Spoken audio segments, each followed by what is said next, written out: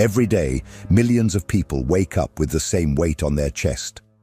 They drag themselves out of bed, look in the mirror, and sigh, as if they are trapped in a life they hate, a suffocating routine, relationships drained of meaning, a job that consumes the soul. And yet, they carry on. Every step, every choice, every silence, everything repeats, as if there were no alternative. But is there really none? Jean-Paul Sartre, the French existentialist philosopher, presented one of the most disturbing and difficult to accept ideas of modern philosophy. Human beings are condemned to be free. In other words, no matter how much you try to deny, rationalize, or dramatize your circumstances, in the end, you are always choosing. Even when you decide to do nothing, even when you claim that you have no choice. This is where the concept of bad faith comes in, developed by Sartre in his work, Being and Nothingness. Bad faith is the sophisticated and unconscious self-deception we use to pretend that we are passive victims of a world that oppresses us, when, in fact, we are co-authors of our own imprisonment. Bad faith is when you say, "I have to stay in this job because I have bills to pay," as if there were absolutely no other possibility. It's when you assert, "I can't end this relationship. I've invested too much in it." Ignoring that continuity is also a choice, and that any investment can be abandoned. Bad faith is, above all, the mechanism that protects us from the unbearable anguish of recognizing that we are free. The problem is that this protection comes at a cost, our very happiness. The more you lie to yourself saying that you can't change, the further you distance yourself from who you really are. And the greater the distance between what you live and what you wish to live, the deeper your unhappiness becomes. This video is a direct confrontation with that dissonance. A philosophical, psychological, and existential analysis of why so many of us are trapped in lives we say we hate, yet paradoxically continue to choose. Sartre does not offer easy consolation. He does not believe in magical solutions or comfortable excuses. His proposal is brutal. You are absolutely free, and this freedom is a burden you try to avoid every day. But there is something liberating in this brutality.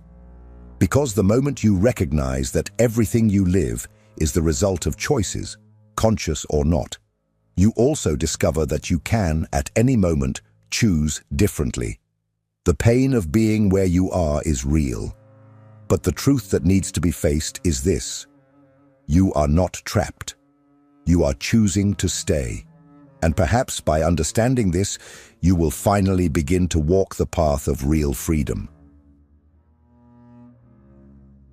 Jean-Paul Sartre not only described human freedom, he illuminated it in such a raw light that it became almost impossible to ignore.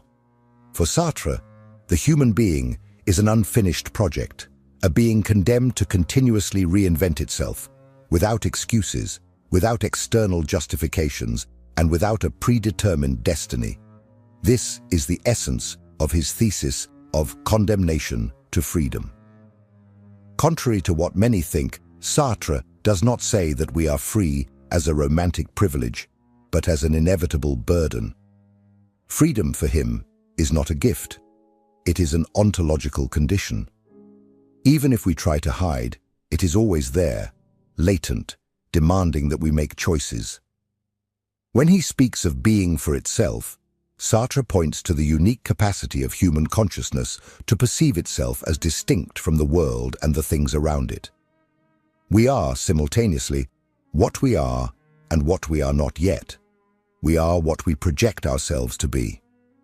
And it is precisely this consciousness that condemns us to a painful paradox. Nothing in our past or in our current personality guarantees that we will follow the same patterns as yesterday. We can, at any moment, act completely differently, and that is terrifying. This vertigo, which Sartre calls anguish, does not come from an external fear, but from the internal recognition that there are no limits to our freedom beyond those we choose to impose on ourselves. It is in this chasm between what we are and what we could be that bad faith is born. We pretend not to be free so that we do not feel the vertigo of that freedom. We invent stories that we are trapped by circumstances, by others, by fate, or by society, because it is easier to believe in the illusion that we are puppets than to face the fact that we are holding the strings all along. It is much more comfortable to live believing that there is no alternative than to take radical responsibility for every decision, including the decision to remain where we are. This understanding is uncomfortable because it destroys the victim role that many of us assume. It holds a mirror in front of us and shows that behind every "I can't," there is a "I don't want to pay the price." Freedom is total, but it is not free. Every choice implies loss, renunciation, and risk. That is why, even hating a life, so many people continue to choose it. Because the familiarity of prison seems less frightening than the abyss of freedom. And it is precisely at this point that the key to understanding our own unhappiness lies. When Sartre says that we are condemned to freedom, he is not punishing us, he is unmasking us. By stripping away our justifications and excuses, he forces us to see the power that has always been in our hands, but that we insist on denying.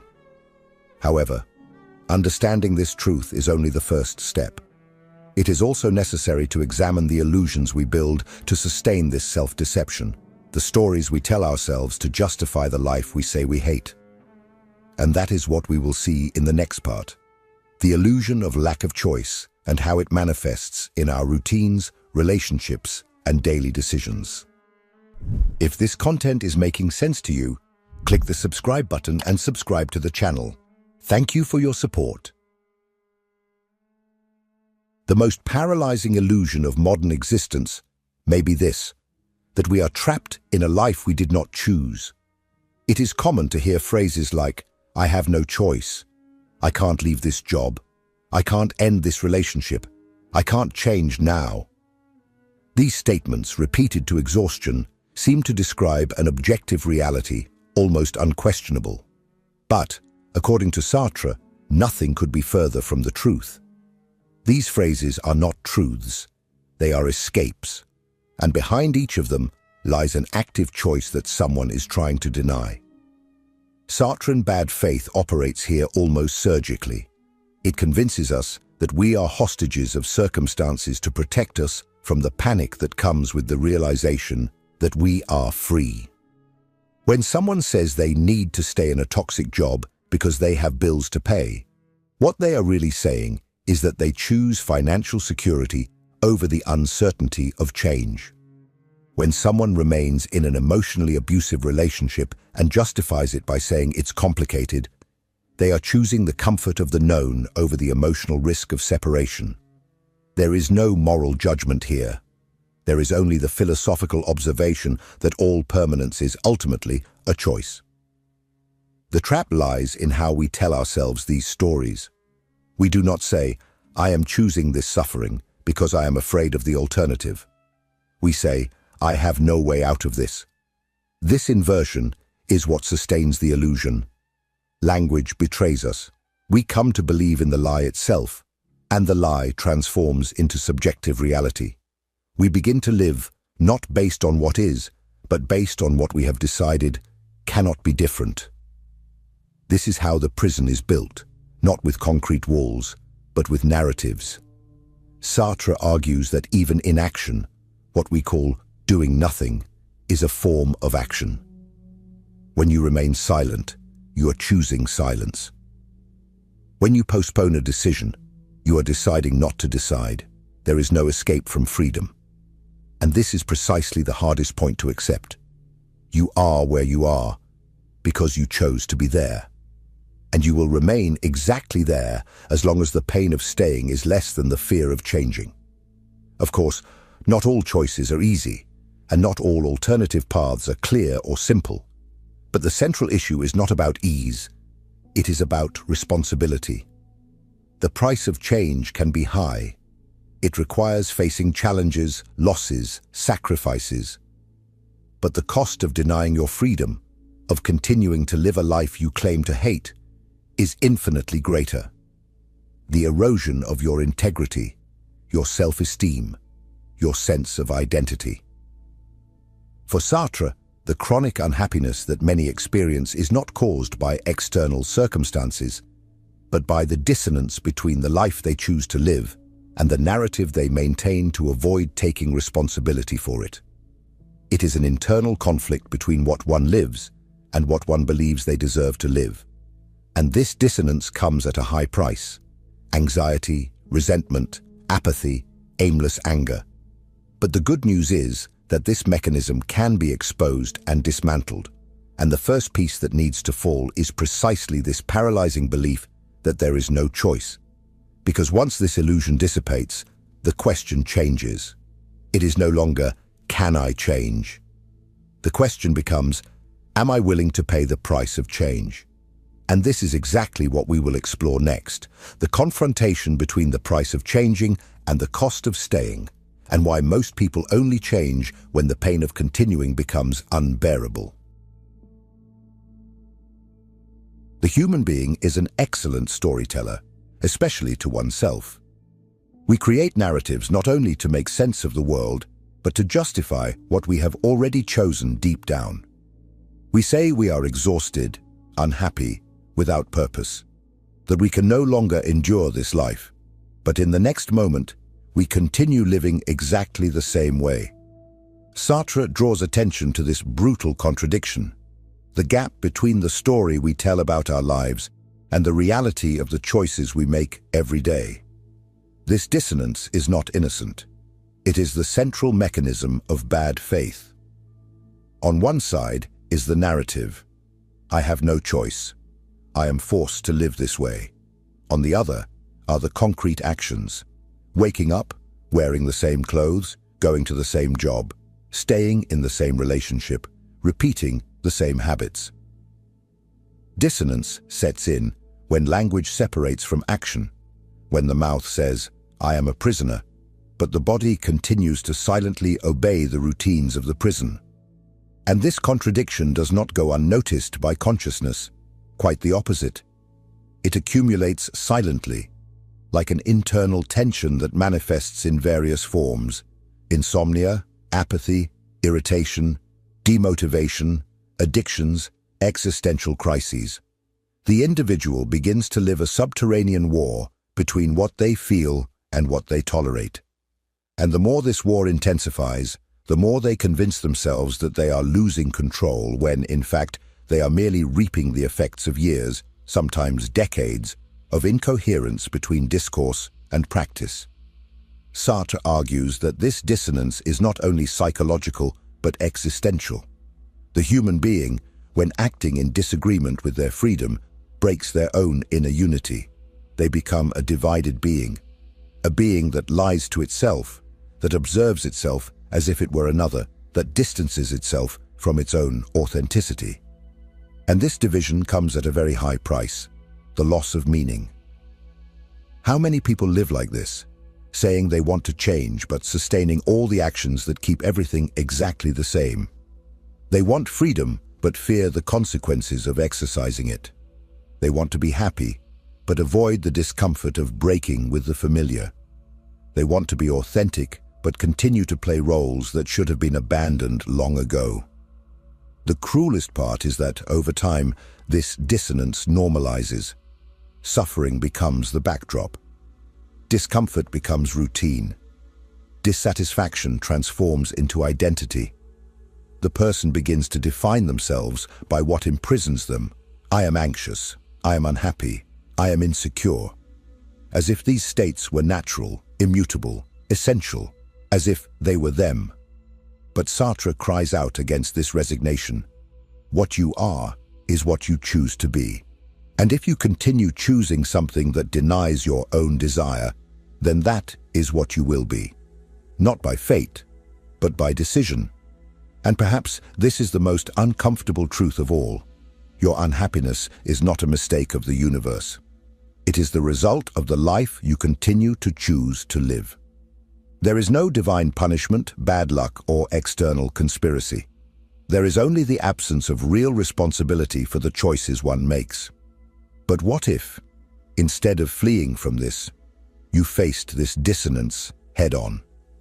What if you recognized, with brutal honesty, that everything you are living is a direct reflection of your choices or the lack of courage to change? This is the turning point. And it is about this that we will talk in the next part. The moment when the cost of staying exceeds the fear of changing, and how this redefines everything. Every real transformation begins with a collapse, not a visible collapse, but an internal, silent, almost imperceptible one. It doesn't happen when you read a motivational quote, nor when someone tells you that you deserve more. It happens when, finally, the pain of continuing becomes greater than the fear of change. Sartre understood this with brutal clarity. Human beings only move when permanence becomes unbearable. Before that, everything is rationalization. Everything is postponement. That's why so many people live in limbo, between constant suffering and postponed change. An existential space where discomfort is chronic but still bearable, where days are repetitive but predictable, where unhappiness is manageable. And as long as it is possible to manage the pain, human beings will postpone facing freedom. Changing, after all, has a price. And it's not a small price. It involves losing. It involves breaking ties, abandoning habits, shattering constructed images, disappointing expectations, dealing with others' judgment, facing the unknown. Change requires mourning. The mourning of the version of yourself that you have sustained for years, even if it was built on suffering. Sartre does not romanticize this transition. For him, changing is an act of radical courage. It is to acknowledge that you are the only one responsible for what comes next. There are no guarantees. There are no promises. There is only the leap, the abyss of choice. And that's why so many people prefer to remain trapped. Not because they love the prison, but because they fear what exists outside of it. But what is rarely said, and what Sartre hints at, is that permanence also has a cost, and in many cases, that cost is infinitely greater than the price of change. The cost of remaining in a life that denies your innermost truth is the silent corrosion of the soul. It is the sickness of identity. It is the existential weight of living below what one knows to be possible. Staying where you are is not neutral. Time does not stop. Vital energy does not recycle itself. Stagnation is not a static state. It is regressive. Each day you choose safety over growth. You weaken your own potential. Each "not now" becomes a disguised "never." And when you realize it, years have passed, and the only thing that has accumulated is regret. That's why the most important moment of the existential journey is the instant when the pain of staying finally surpasses the fear of leaving. It is at this point that the mask of bad faith begins to crack. The lie of "I have no choice" starts to lose strength. And a new question begins to emerge, still timid, still fragile, but impossible to ignore. What if I have been free all along? This question does not bring immediate relief. On the contrary, it brings vertigo. Because accepting that you are free also means accepting that you are where you are because you chose to be. And even more, that you can leave at any moment if you are willing to pay the price. But what happens when you face this freedom head-on? What changes when you stop waiting for a sign, a permission, or the right moment, and understand that everything has always been in your hands? This is what we will talk about in the next part, the true Sartrean freedom, and why you are already free, even if you insist on feeling trapped. If what you're hearing resonates with you, you'll find real value in my ebooks. Beyond the Shadow breaks down Jung's core ideas, while Dialogues with the Unconscious gives you a 30-day path to apply them in your life. Both are linked in the pinned comment. The idea that you are already free, right now, at this very moment, is one of the hardest truths to accept. And precisely for that reason, it is one of the most powerful. For Jean-Paul Sartre, freedom is not a distant possibility, conditioned by external factors, money, emotional support, or ideal timing. Freedom is the fundamental structure of being human. You are free not because you have earned that freedom, but because there is no way not to be. Even the act of denying that freedom is, in itself, an expression of it. It seems paradoxical, but it is not. When someone says, "I am trapped in this life," what they are really saying is, "I am choosing not to pay the price of change."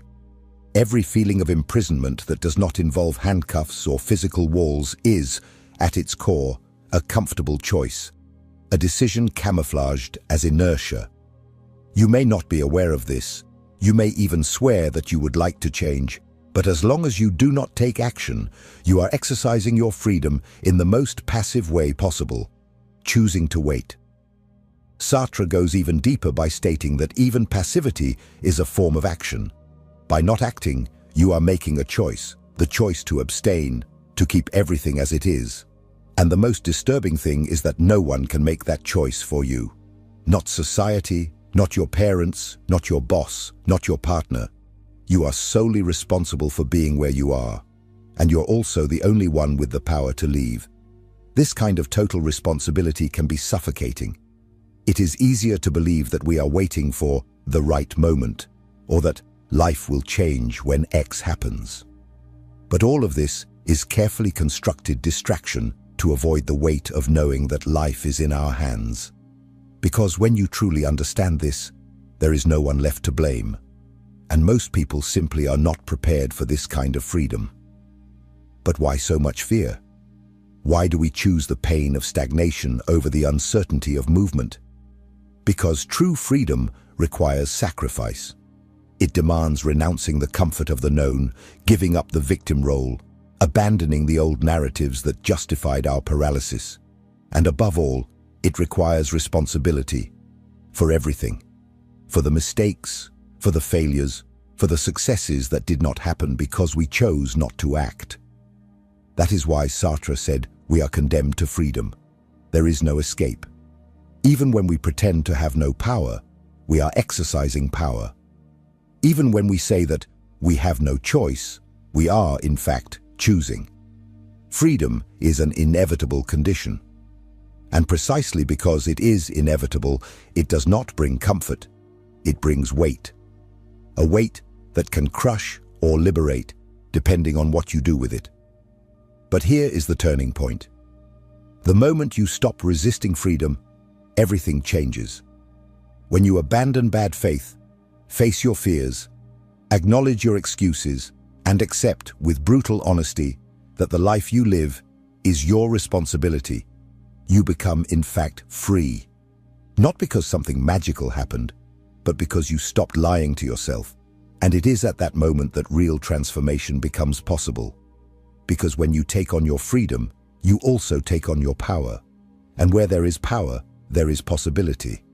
But this freedom only becomes real when accompanied by action. Because knowing that you are free changes nothing. What changes everything is what you do with that freedom. And that is what we will talk about in the last part. How to transform awareness into action, and why you will continue choosing the life you hate until the pain of staying outweighs the fear of living a new one. The greatest trap of existence is not in suffering itself, but in the human capacity to get used to it. The mind is incredibly adaptable. It transforms discomfort into routine, pain into habit, and unhappiness into identity.